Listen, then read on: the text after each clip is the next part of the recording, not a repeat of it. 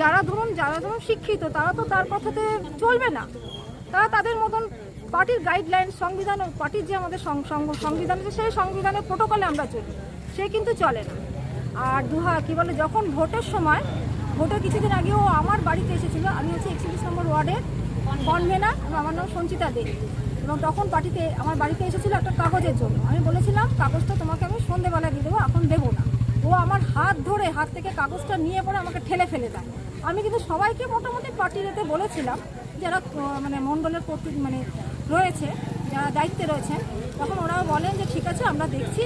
আমাকে অনেকেই বলে এসে থানায় আসতে, কিন্তু থানায় আমি আসিনি, কারণ সেই সময় আমাদের দাদার এক প্রচার ছিল, দাদার যাতে কোনো রকম বদনাম না হয় তাই জন্য চুপচাপ থেকে গেছিলাম।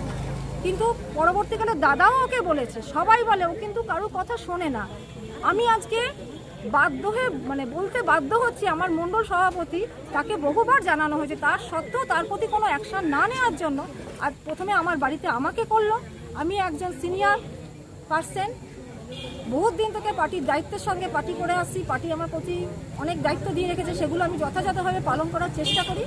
কিন্তু যখন আমাকে করার পর ওকে যখন কোনো অ্যাকশন নিল না, আজকে নিচু স্তরের একটা কর্মীকে মুখে গালে থাপ্পড় মারতে আসছে, তখন আমি তাকে প্রতিবাদ করি, তুমি আজকে একে মারছো, কালকে তাকে মারবে, পরশুদিন ঘরে ঢুকে মারবে মানুষের। এরকম করলে তো চলবে না, আমাদের প্রশাসনের কাছে যেতে হবে, তাই আমরা প্রশাসনের কাছে এসেছি। প্রশাসনের